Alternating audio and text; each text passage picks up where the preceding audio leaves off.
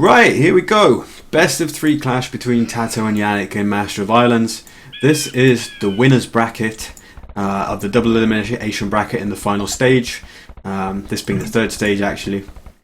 And it's round 2 of said upper bracket because both of these guys emerged victorious from their round 1 winner's bracket clashes. TaToH beating Loiza, as you may have seen if you watched my stream of that game, or the video afterwards, and Janik beating Pike, if I'm not mistaken, and I think both of those scores 2-1. So both players kind of winning a decisive game to get through to this stage, and I think we're in for a good set of matches here. We'll start with Janik actually. He's a Czech player who is an advocate of map variation, really. He likes full random water maps, that kind of stuff. He's very accomplished in water. He's already beaten TaToH as well, who was one of the top seeds for this tournament to get to this stage. As well as Pike, who is highly rated on water as well. And I think he'll do really well here. I expect him to play more standard relative to TaToH, but then you could say that of almost any opponent that TaToH actually faces, couldn't you? Because you know, TaToH is known for being very inventive and creative, and that's why I think we will see stuff other than just pure grushing, as somebody was asking about in the chat. In the previous round, TaToH basically only grushed 1 of 3 games. That is, he galley rushed, fast feudal galley rush. The other 2 games, he went FC both times, and he did landings or fire ships and stuff like that. And they were entertaining, they really were. You know, I think Islands is a map where you see a very high skill ceiling, but sometimes you don't see much variation in strategies, and it's fun to watch how well the players execute what they're doing, watch the micro, to look at the small differences in the play, but it is nice to see some real variation and real different approaches on the Islands as well. And TaToH's your man if you want that. So TaToH in the blue and Janik in the red. Let's take a quick look at the Islands. This gold is a little bit exposed. Castellated war galleys with Bodkin. You can hit that gold. This one's far enough inland. Both of these are pretty fine for TaToH. Dock positions, and the docks are now coming up, and wow, this is going to be so aggressive for both players. They can't know, of course, that the opponent is there, although they've both chosen to forward dock, so they're not shirking from the fight. But this is going to make uptime absolutely crucial, because if somebody's up 30 seconds later, their enemy's galleys are going to be right on top of them and taking them off the water almost straight away. So let's keep a really big close eye on the uptimes here. TaToH's letting that... No, he's not going to let it right. Okay, so both boards in. We're at 5 minutes... Well, 6 minutes, sorry. Does he have any deer? That's the question. Oh, they've seen it. The 2 players are laughing at what's happened now. Because I think TaToH's seen the fishing ship and Janik's seen the dock. Here we go. Yeah, so let's check out Janik. Neither player has lured deer, pushed deer, I don't think. Oh, hang on. 4 deer on TaToH's island and 3 on Janik's. So I think Janik's managed to push 1 deer. Let's see if that makes the difference here in uptimes.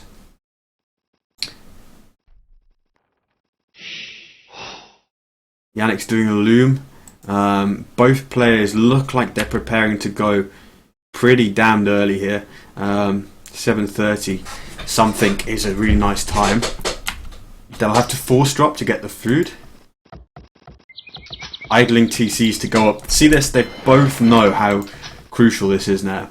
That they don't just spend another 50 food and hang around for another 30 seconds in the dark age. They've got to go. Idle TCs, force drop. I think they probably had to force drop twice to get the food in. But here they go. They're both on their way. 7-second difference. So... let's see, it's going to be pretty neck and neck when we hit the feudal age. Somebody's going to lose their fishing ships. That's pretty pretty sure.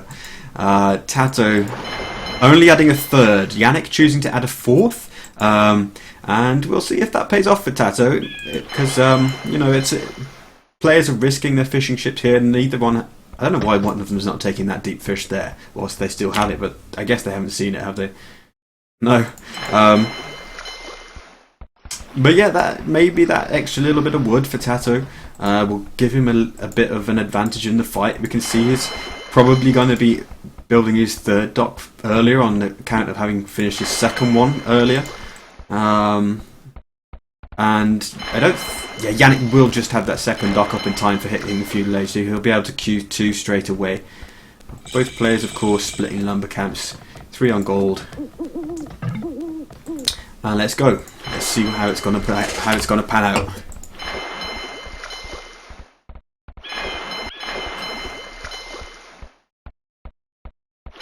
Third dock comes up earlier for TaToH, and he's able to build a galley in it straight away, so that's going to give him an advantage when all of these galleys pop out. Look at this. All the fishing ships trying to steal the one deep fish before they're all just sunk to the bottom of the ocean. Fourth dock quickly coming up for Janik though. TaToH's first two guys are out a moment earlier. There was 7-second difference in the age up times, but now, sorry, Janik's were, but now TaToH is in. The players have barely got room to micro here. It's so cramped amongst the fishing ships. They're just trying to get the better of it. Both players suffering about half a galley's HP, but TaToH's starting to take the advantage of this now. But the repair comes in for TaToH. Gonna enable him to do a bit more damage to this one before one is sunk. Let's go on Janik's point of view and see how the 4 docks are doing. A couple of idle docks here, and Janik has a lot of resources where he's not queuing galleys. Let's see if that's going to cost him, because now he faces 6 versus 4 even with an extra dock. This is so intense. TaToH is housed, unfortunately for him, so Janik will catch up, but Janik probably will get housed as well. He doesn't have extra pop room. Looks like Janik's running already. 5 versus 3, running away, picks off one as they run. Let's see if the getting housed costs TaToH too much. He's gonna be,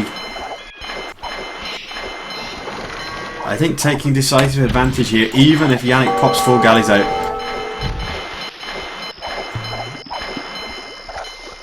All the fish going down. TaToH only managing to keep 2 of his on the water, but of course they're on shorefish for now, so 2 fishing ships on shorefish. Nice to have, but not massive like having 4 fishing ships on deep fish would be, for example.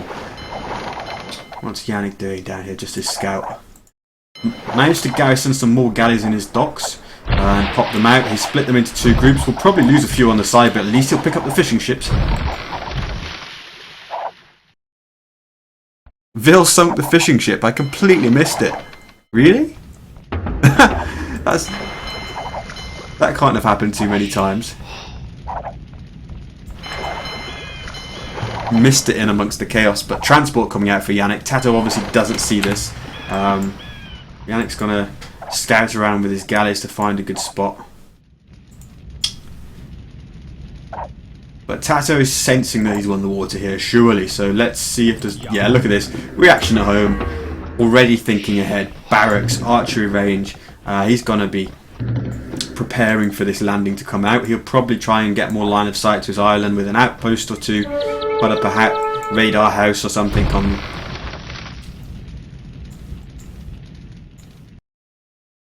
Is this a pause? Yeah. Landing is coming out for Janik. 2 villagers landing by themselves. Wow, they could pretty much be killed by a feudal scout if the galleys aren't close by. Where's TaToH's scout? Full HP. Patrolling the eastern edge.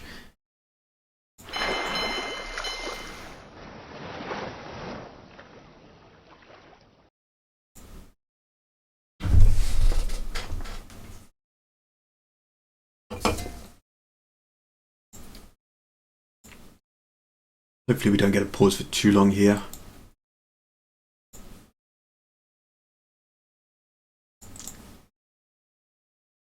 And TaToH's even going to go with a second archery range here, so really getting a head start on Janik's production on TaToH's island.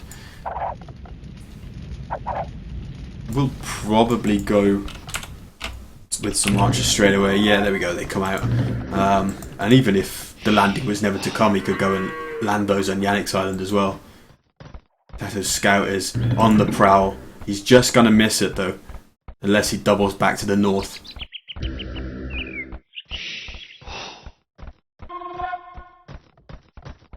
Yeah, he's not quite sure yet. Hasn't detected anything. Continues to mop up the docks, of course.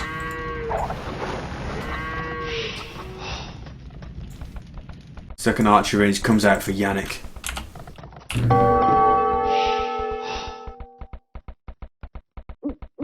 TaToH's scout seems to be just following a patrol route, but now it's doubling back. And there we go. TaToH knows. So let's take that fog of war off. Stream ended.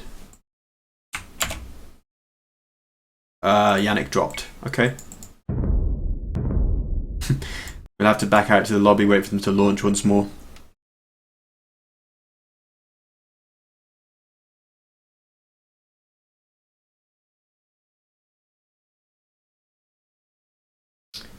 We'll just put on a little bit of music while we wait, because it'll take a couple of minutes. The spectator delay will have to count down once again.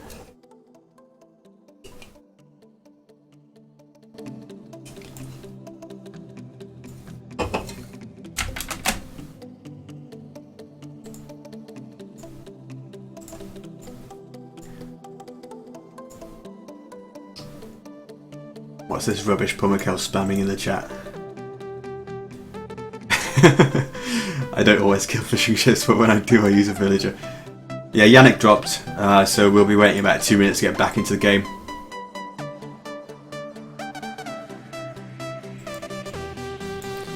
T90, is that going to be your play of the week on your YouTube? See how the betting did. 90% on Janik 2-0. Was that Ernachi? Throwing away his life savings in Vubli Gold.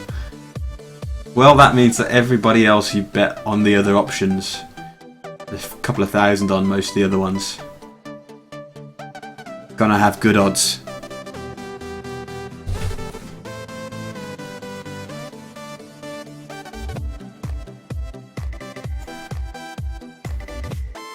Oh, I might have known, T90, you were complaining about missing the betting. Pretty typical for you. How are you doing at the moment?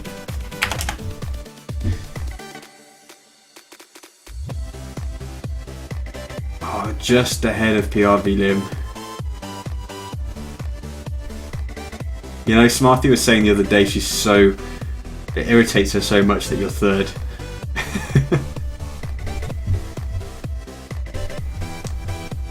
Surprised she didn't try and mug you for your Vubli Gold when you met up in real life.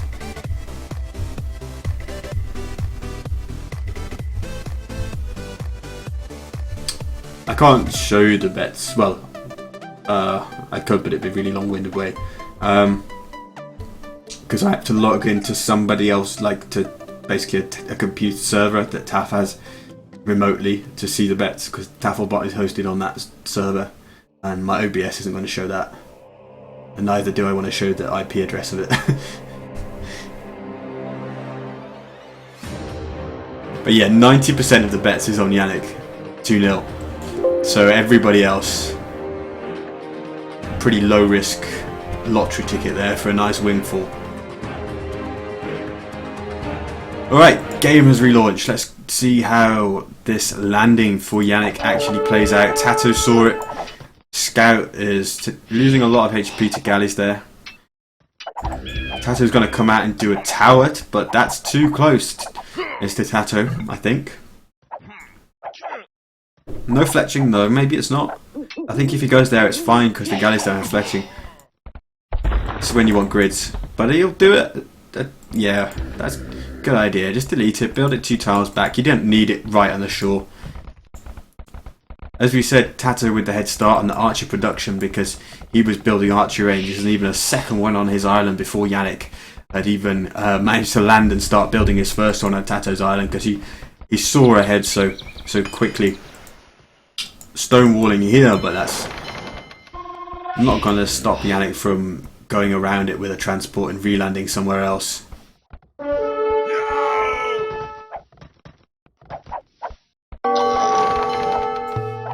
Should pick a Ville now maybe, but TaToH's going home. Where is he? No, he's just putting out those radar houses. He's seen Janik's transport and maybe keen to hunt that down. Fletching has kicked in for the archers now, so Janik does have enough damage output really to take down a couple of those vills with his three archers. Yeah, it gets 2. Not bad, but Janik only has 2 villagers on TaToH's island, and they're getting involved in fighting now, which isn't ideal considering he doesn't have any more buildings built up towards the top. Take that fog of war off now. TaToH should pick these off now as they almost run into his TC. That one's on such low HP. He's going to block them, and those vills are dead. Nice trap by TaToH there. He's on his way to Castle Age. Janik's vills will go down. They're going to try and chop their way through. That's not going to work. I guess Janik was hoping against hope that that was going to be a palisade deletable tree. So Janik loses his vills on TaToH's island.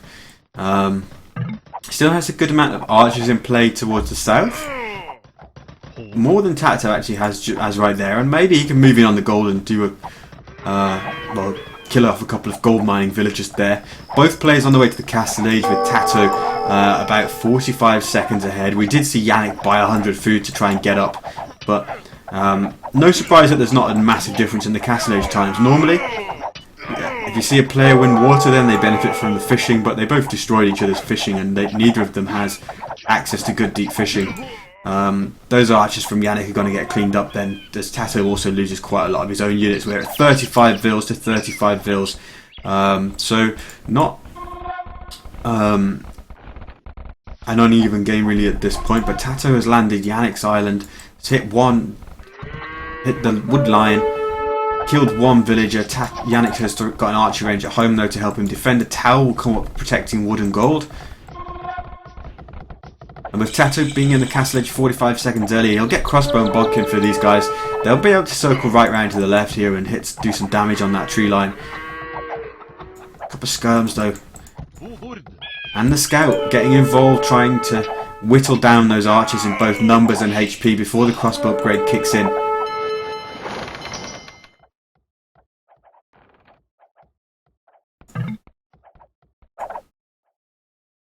What's in Janik's dock there? 1 galley. It's almost like faking continued production of ships, isn't it? Try and make your opponent add more. But TaToH's really securing himself a home. He's guarding against additional landings now. Janik's keeping his transport well out of the way on the water. That crossbow upgrade is in. No bodkin just yet, but +1 armor is done.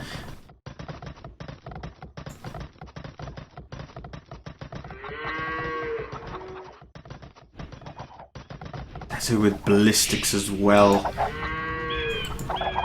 Brought some skirms in. That's a nice choice actually. Try and make that army a bit more beefy. Maybe draw some fire of the enemy skirms or the tower. Well, and obviously a little bit more damage output as well. I think he's got a good chance of picking a vill on the left edge of this gold. Especially with ballistics kicking in just a moment. Shame for him that he doesn't have it right now, or he'd have got a kill.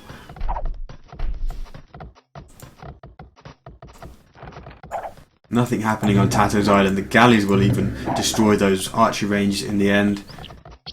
Any new TCs just now? No. Too many resources spent on the university and ballistics and such. Janik's going to stonewall this off, but unfortunately the wood line is pretty thin. TaToH will be able to harass with some fire over there. Bodkin's kicked in as well. I'm surprised he can't stand behind that forest and maybe hit these 2 vills. Siege workshop for Janik, of course.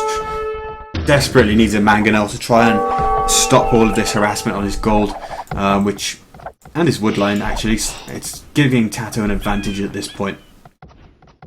Villager count is still kind of even, but I think TaToH's economy is in much better shape because it's undisturbed largely up until this point, notwithstanding that little bit of damage that Janik did in the feudal age. 1 or 2 vills, and more crossbows landed on the northeast shore, although TaToH's just shooting at a house, just kind of giving away that landing to Janik. It might have been nicer to land it more over here and then try and sneak into the woodline before opening fire and giving it away with the attack alarm, but now 2 more vills going down. Really nice profitable landing here by TaToH as he opens up a 5 villager lead. Let's keep an eye on that mangonel. Where's the other little army gone? Here it is. Okay, Mangonel's moving in on the crossbows. Janik wanted to trap. He's gonna get it, but that's only 7 HP. TaToH could shoot down 175 wood right now, isn't it? And he does. He's out there. That's a lot of wood wasted for Janik to not get the trap and get the all-important shot on those crossbows. This wood line is being completely taken away from Janik as well. He's been struggling to gather wood from more than one lumber camp for such a long time. His economy will be in a shambles relative to TaToH. He's got 1,200 food and 730 gold. It's funny because that's all he's been able to actually collect during this time is food, pretty much, and some gold. But he's got nothing to spend it with. He's gonna go to Imp. Wow, 39 Imp. Let's see what he can do with this.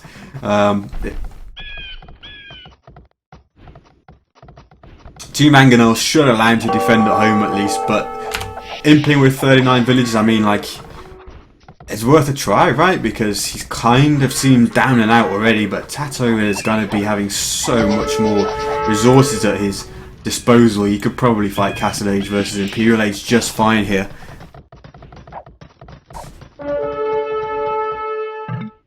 Nice shot there, though, cleaning up those military units that are still being a terrible nuisance. TaToH's landed knights now. And 4 more crossbows to come across. Janik going with Bodkin on his way. Not producing anything from there, of course. TaToH's still right on top of that. Not really producing anything on the way. He's just trying to get his economy in order, but you know, if you're Vikings in Imperial Age, well, he wants to go War Galleon, eventually Galleon. He can probably afford some upgrades, but I don't know. I just don't think he's going to be able to both upgrade to Galleon with Bracer and stuff, and still have resources to make a lot of Galleons. That said, though, TaToH is still on the water with Feudal Age galleys. He's only now getting Horse Collar, and Bowsaw in particular is a big miss up until this point. Horse Collars, you'd like to have it before you've laid all these farms, but Bowsaw on Islands is an even bigger miss. 2 knights, take down that Mangonel. It's going to force Janik away from his gold yet again. This guy's economy is not in good shape right now. At least he's got over to this gold, but odds are that's going to suffer now. TaToH seemingly knows where it is, heading right there. Mangonel is going to seek out the crossbows instead for Janik, and the attack ground picks up 2. That's nice. Does some HP damage, but TaToH won't mind running those knights under the TC to get the Mangonel if he can, but doesn't look like he will. Mass repairs. And those vills are now trapped. Walled the knight out, but walled themselves into their doom. There's 3 crossbows move up. Janik is about to be half of TaToH's villagers. Maybe the Mangonel shot will bring Janik some reprieve, but TaToH senses the danger, gets out of there. 2 stables come up for TaToH, who's going to keep adding more knights. Janik will defend with a monastery and monks, but he's not collecting gold, is he? Oh no, sorry, that's from TaToH's point of view. Yeah, Janik has no gold either, and very little food. Sorry, very little wood, but some food that he could sell. TaToH's manipulating the market a lot to get to Imperial Age now. But Janik is at least on the water, and he may well sink a transport from TaToH now. But TaToH's got war galleys of his own. He's anticipating Janik getting back on the water. The numbers there are roughly even.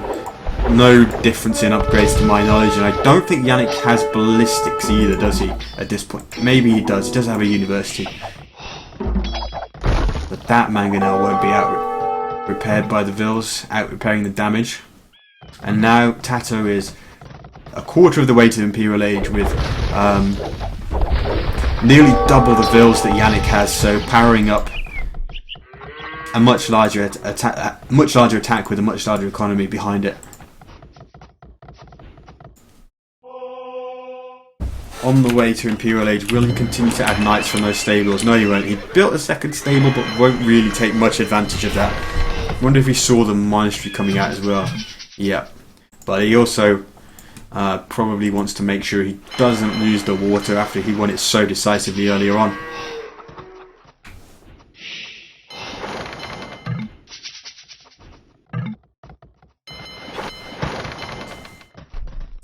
So Janik getting bracer that will upgrade his ships just a little bit more compared to TaToH's for a little while, but I fancy TaToH to, once he reaches the Imperial Age, to get a lot more upgrades than Janik does. At any point, really. And he's even getting careening on the way. See, much larger fleet on the water for TaToH.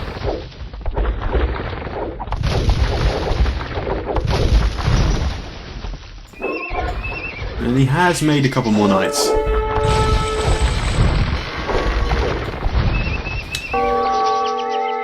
I did wonder whether his plan might be to land and just keep on the knight production and add some siege or something here to try and finish it in Castle Age, but Janik, upon seeing TaToH's GG, knows he's out of it. He was banking on having a good amount of time in Imperial Age before TaToH got there, or perhaps not banking on it because he had no right to really expect that TaToH would be that late to the Imperial Age. But he was hoping for it, shall we say.